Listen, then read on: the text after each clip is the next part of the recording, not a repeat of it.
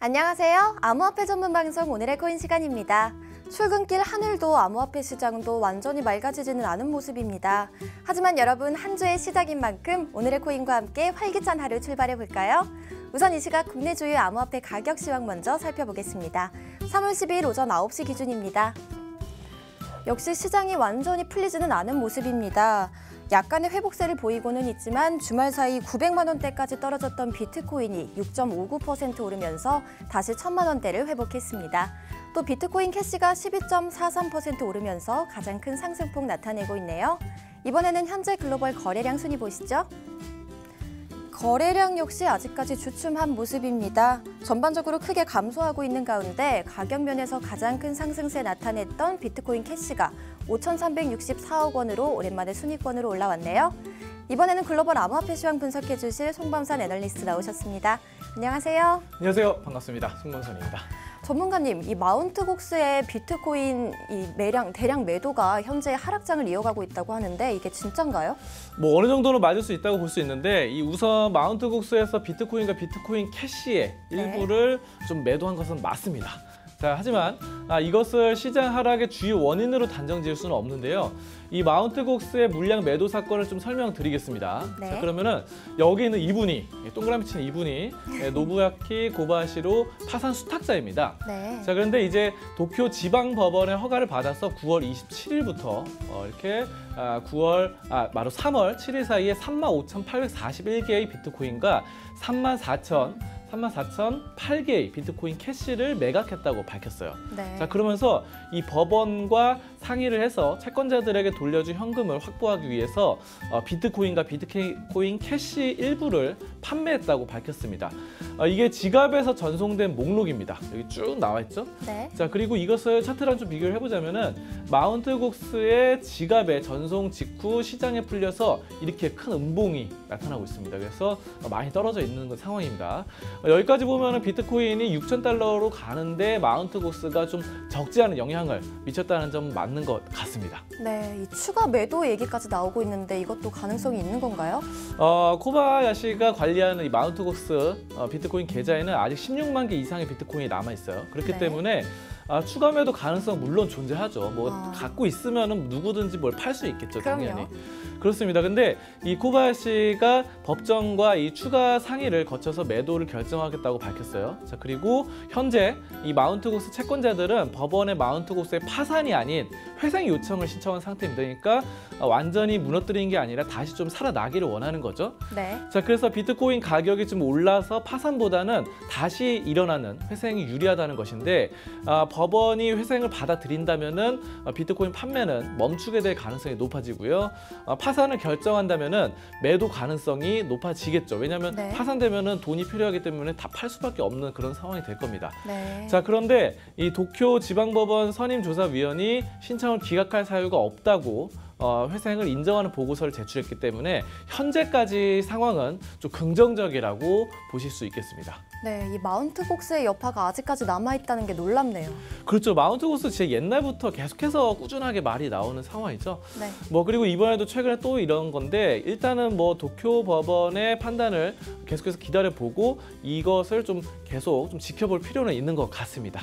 네. 자, 그러면 이제 가격적인 부분 차트 보면서 얘기 나눠보도록 하겠습니다. 네, 시장 상황 좀 어떤가요? 주말 동안 일어났던 상황을 좀 보시면은 이 금요일보다는 좀 떨어졌어요. 그래서 하지만 전체적인 보합 수준으로 나타났고 두 번의 하락세와 두 번의 상승세가 있었습니다. 하지만 금요일 이전부터 보면은 약세이다 이렇게 보실 수 있겠고요.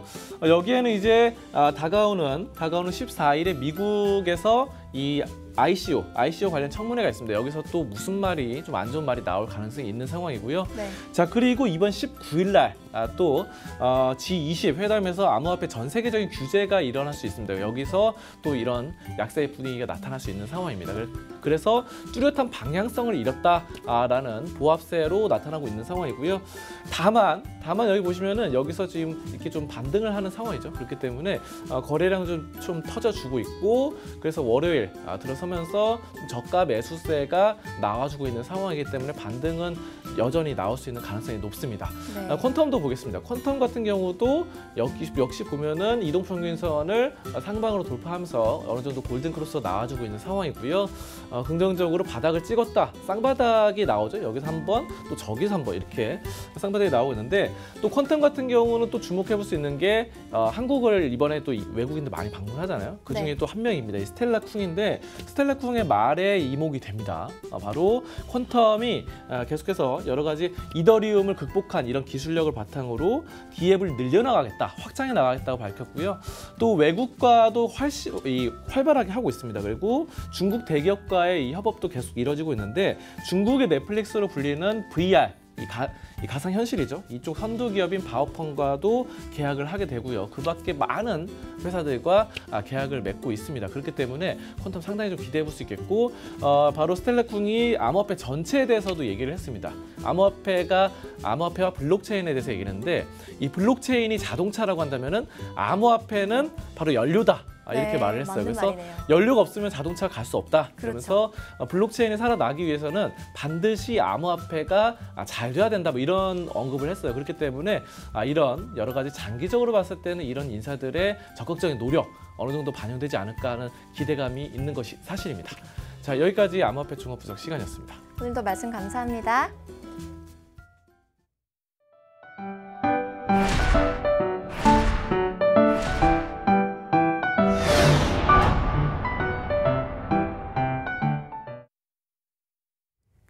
오늘의 코인 날씨입니다. 오늘은 맑은 소식 하나와 흐린 소식 하나가 준비되어 있습니다. 흐린 소식부터 보시죠.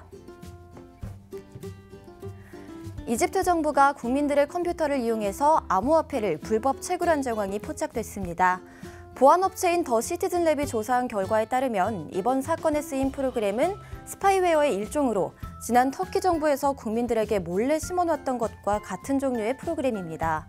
이집트 정부가 암호화폐 불법 채굴로 벌어들인 금액은 컴퓨터 한 대당 하루 28센트, 약 연 1억 달러에 해당하는 것으로 추산되고 있습니다. 이번에는 맑은 소식 보겠습니다. 이더리움의 창시자죠. 비탈릭 부테린이 블록체인의 확장성 문제 해결을 위해 플라즈마라는 새로운 아이디어를 제시했습니다. 플라즈마는 기존 블록체인의 더 많은 수의 거래량을 효율적으로 소화할 수 있도록 돕는 것과 동시에 스마트 컨트랙트 기능을 추가했는데요.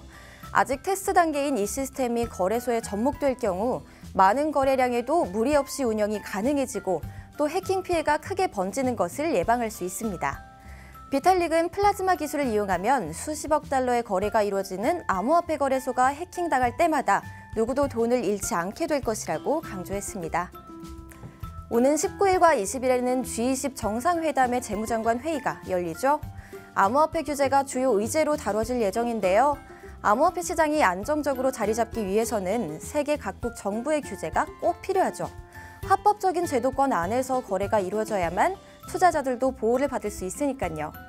G20이 암호화폐 시장의 미래를 장기적인 시각에서 긍정적으로 전망하고 있길 바랍니다. 여러분 한 주의 시작입니다. 여러분의 코인 비타민 보시고 힘내세요. 지금까지 여러분의 코인 비타민 최현우였습니다.